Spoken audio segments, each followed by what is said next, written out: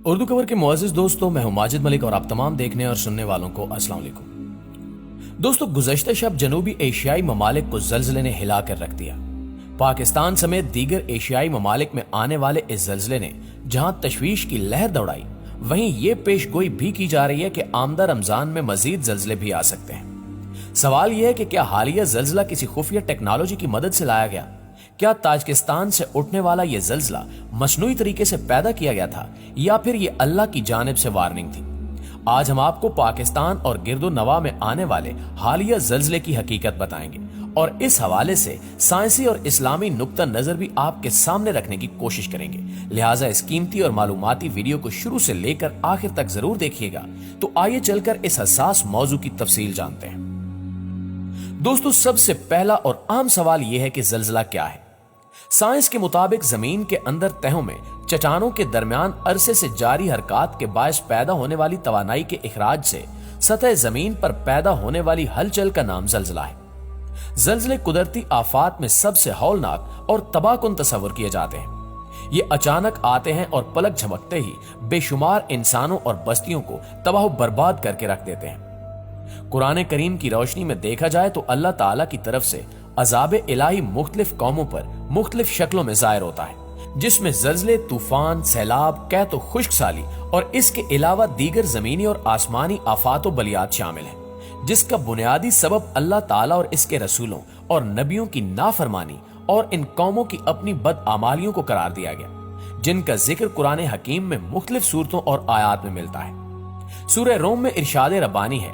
بحر و بر میں فساد ان گناہوں کے باعث پھیل گیا ہے جو لوگوں کے ہاتھوں نے کما رکھے ہیں، تاکہ اللہ انہیں بعض برے اعمال کا مزہ چکھا دے جو انہوں نے کیے ہیں، تاکہ وہ باز آ جائیں۔ اسی طرح سورہ شورى میں ارشاد ہوتا ہے، اور جو مصیبت بھی تم کو پہنچتی ہے تو اس بد اعمالی کے سبب سے ہی پہنچتی ہے جو تمہارے ہاتھوں نے کمائی ہوتی ہے، حالانکہ بہت سی کوتاہیوں سے تو وہ درگزر بھی فرما دیتا ہے۔ ناظرین، زلزلے اور قدرتی آفات محض عذاب الہی ہی نہیں، بلکہ یہ بندوں پر آزمائش کی صورت میں بھی نازل ہوتی ہیں۔ چند ماہ قبل ترکی میں خوفناک زلزلہ آیا اور گزشتہ شب تاجکستان سے اٹھنے والے زلزلے نے پاکستان، چین، بھارت اور گرد و نواح کے بیشتر علاقوں کو ہلا کر رکھ دیا۔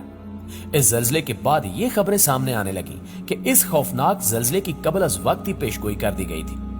سویڈن سے تعلق رکھنے والے ایک ماہر ارضیات نے چند دن قبل پیش گوئی کی تھی کہ ترکی کے بعد پاکستان، انڈیا اور چین میں بھی شدید زلزلہ آ سکتا ہے۔ اس کی یہ پیش گوئی گزشتہ شب آنے والے زلزلے کے بعد درست تصور کی جا رہی ہے۔ سب سے حیران کن اور تشویشناک امر یہ ہے کہ مغربی ماہرین ارضیات نے یہ وارننگ بھی جاری کی ہے کہ اپریل کے وسط میں ایشیائی ممالک کے اندر پھر سے زلزلہ آ سکتا ہے اور ان ممالک میں پاکستان بھی شامل ہے، یعنی آمدہ رمضان میں ایک بار پھر خوفناک زلزلہ پاکستان کو متاثر کر سکتا ہے۔ پاکستان میں آنے والے حالیہ زلزلے کو بیشتر افراد خفیہ ٹیکنالوجی کی کارستانی قرار دے رہے ہیں، جبکہ علماء کے نزدیک یہ اللہ کا عذاب تھا۔ اس حوالے سے احادیث مبارکہ میں واضح نشانیاں بتائی گئی ہیں کہ زلزلے آنے کی اصل وجہ کیا ہے۔ جامع ترمذی میں معروف صحابی حضرت ابو ہریرہ رضی اللہ تعالیٰ عنہ سے مروی ہے کہ رسول اکرم صلی اللہ علیہ وآلہ وسلم نے قرب قیامت کی نشانیوں کا ذکر کرتے ہوئے ارشاد فرمایا کہ جب مال غنیمت کو گھر کی دولت سمجھا جانے لگے، امانت میں خیانت کی جائے، زکوٰۃ کو بوجھ سمجھا جائے، دینی تعلیم دنیا کے لیے حاصل کی جائے، آدمی بیوی کی اطاعت کرنے لگے، اولاد ماں باپ کو ستانے لگے، دوستوں کو قریب اور والدین کو دور کر دیا جائے، انسان کے شر سے ڈر کر اس کی عزت کی جانے لگے، گانے بجانے والی عورتیں اور سامان تعیش کی کثرت ہو جائے، شرابیں پی جانے لگے، امت کے بعد میں آنے والے لوگ پہلے لوگوں پر لعن و ملامت کرنے لگے، تو پھر اس زمانے میں سرخ آندھیوں اور زلزلوں کا انتظار کرو اور زمین دھنس جانے اور صورتیں مسخ ہو جانے اور آسمان سے پتھر برسنے کے بھی منتظر رہو، اور دیگر آفات و بلیات اور نشانیوں کا انتظار کرو جو اس طرح ظاہر ہوں گی جیسے کسی لڑی کا دھاگا ٹوٹ جائے تو لگاتار اس کے دانے گرتے رہتے ہیں۔ دوستو، صحابی رسول سیدنا حضرت انس بن مالک رضی اللہ تعالیٰ عنہ نے ایک مرتبہ صدیقہ کائنات ام المومنین حضرت عائشہ رضی اللہ تعالیٰ عنہ سے دریافت کیا کہ زلزلہ کیوں آتا ہے، تو ام المومنین نے فرمایا، جب لوگ زنا کو حلال کر لیں، شرابیں پینے لگیں اور گانے بجانے کے مشغلے کو اپنا لیں، تو پھر اللہ کی غیرت جوش میں آتی ہے اور زمین کو حکم ہوتا ہے کہ زلزلہ برپا کر دیں۔ اگر اس علاقے کے لوگ توبہ استغفار کر لیں اور اپنی بد اعمالیوں سے باز آ جائیں تو ان کے حق میں بہتر ہے، ورنہ ان کے لیے ہلاکت ہے۔ اسی طرح حضرت سیدنا عبداللہ بن مسعود رضی اللہ تعالیٰ عنہ کے زمانے میں ایک مرتبہ کوفے میں زلزلہ آیا تو انہوں نے اعلان کیا کہ اے لوگو، یقیناً تمہارا رب تم سے ناراض ہے، اگر اس کی رضامندی چاہتے ہو تو فوراً اس کی طرف رجوع کرو اور اجتماعی توبہ کرو، ورنہ اسے یہ پرواہ ہرگز نہیں ہوگی کہ تم کس وادی میں ہلاک ہوتے ہو۔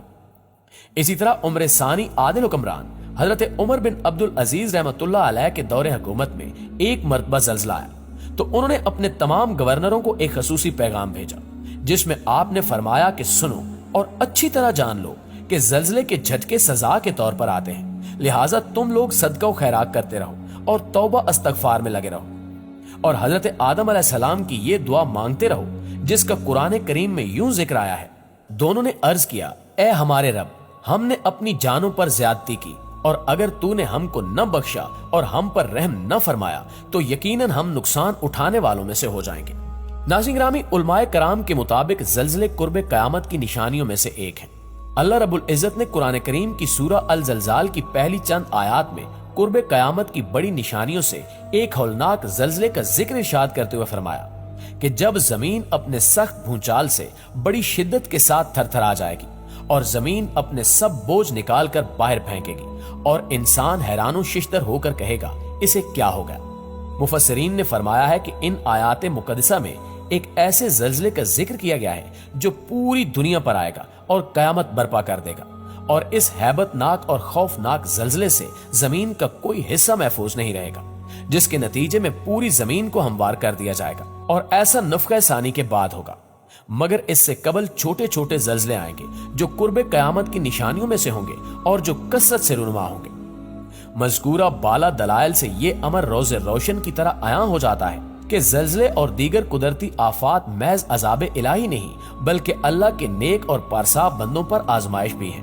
لہٰذا اس کے مصائب و آلام سے بچنے کے لیے ہمیں بحیثیت ایک قوم سابقہ اقوام کے واقعات سے عبرت حاصل کرنی چاہیے اور قرآنی واقعات کا مطالعہ کرنا چاہیے جو ان نافرمان قوموں پر غضب و الہی کے نزول کا سبب بنے، اور جہاں بھی یہ قہر خداوندی یعنی زلزلہ برپا ہوتا ہے تو اللہ تعالیٰ کی طرف رجوع اور اجتماعی توبہ استغفار کرنی چاہیے۔ اس کے علاوہ بحیثیت انسان ہمیں چاہیے کہ آفت زدہ علاقوں میں بلا تفریق مذہب و ملت اپنی رفائی اور فلاحی خدمات بڑھ چڑھ کر پیش کریں، کیونکہ بقول شاعر یہی ہے عبادت، یہی دین و ایمان کہ کام آئے دنیا میں انسان کے انسان۔ آخر میں حسب روایت دعا ہے کہ اللہ پاک ہم سب کو ناگہانی آفات سے محفوظ رکھے، آمین ثم آمین۔